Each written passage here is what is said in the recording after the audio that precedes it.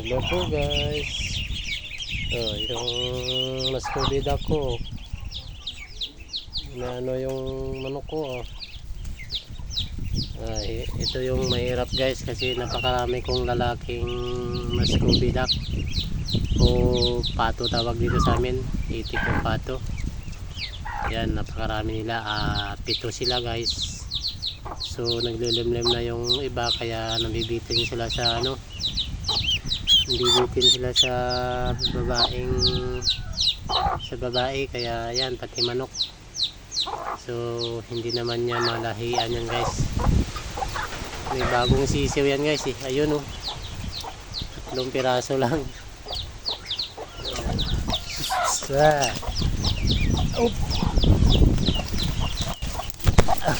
Taba dito guys, kataba. So ayan pa guys bibi. Ito mascovy duck. Bibi to guys yung iba. Alo-alo galing sa incubator ko. Yan galing sa mga incubator yan. Ito sa mascovy duck. Tapos pinagsama ko sila doon sa mascovy duck na nanay para may mag-alaga sa kanila. Buti hindi naman niya inaawa yung hindi niya anak. So mabait naman. Yan pa yung isa. Pero yun silang dalawang nanay nag-aaway kaya isa na lang yung nilalagay ko dyan sa loob paggabi. Sa umaga, ayan. Pinapakawalan ko. So ito na yan guys. 15 16 so 15 bali 46 47 to dati dito guys pero tiningnan ko sa ilaw so merong walang similya kaya kinuha ko. Napakarami na nila guys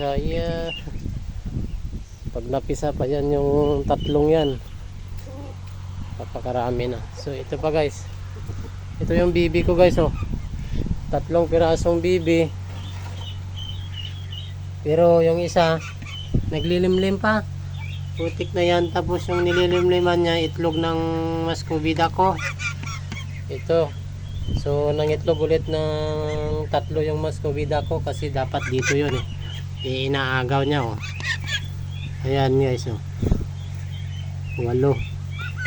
So 10 sana yan na nabugok na yung dalawa kasi nilimliman nito tapos kinukuha ko kaya namatay yung similya. Buti ito yung natira buhay pa yung similya kaya hinayaan ko na lang siya guys kasi pag binugaw ko siya pinalis ko yung similya sayang. Pinahinga ko kasi yung incubator ko guys. So ito hindi pa naman maglilimlim dito kaya walang maglilimlim dyan kaya hinayaan ko na lang yung bibi ko na yan. Ito sila yung kasama niyang 2 to 2 yung babae na yun na puti, pangatlo sa itim.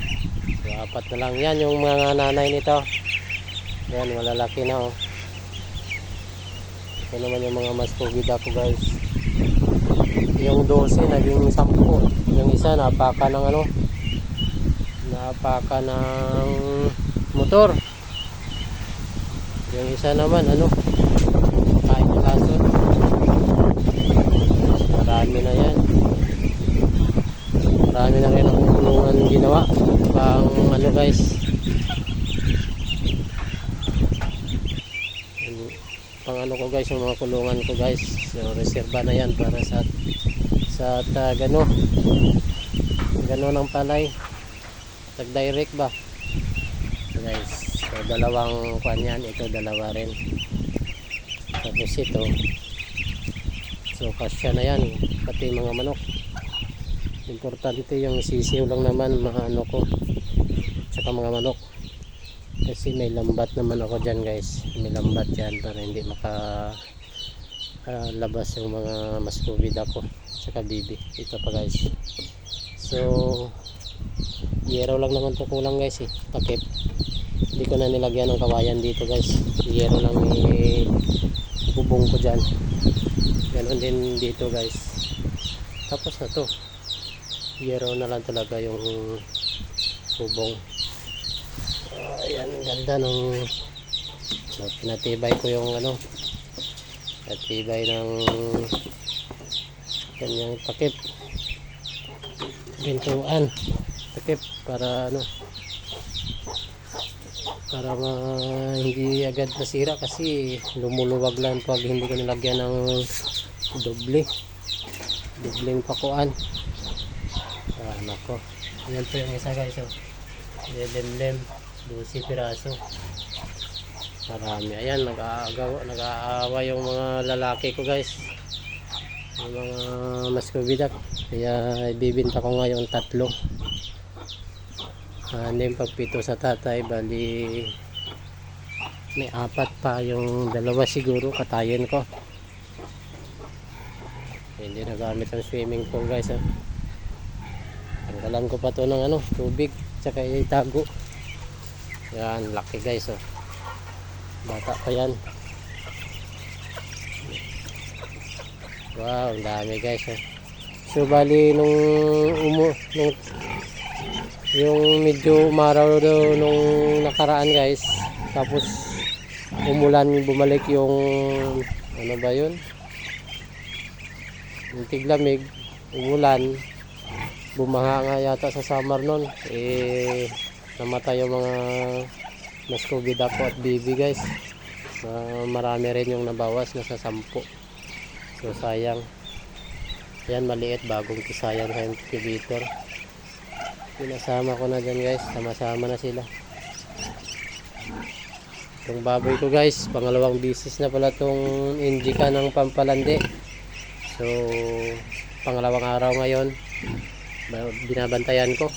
Pinurga ko nga pinurga ko para maglandi, hindi pa rin naglalandi.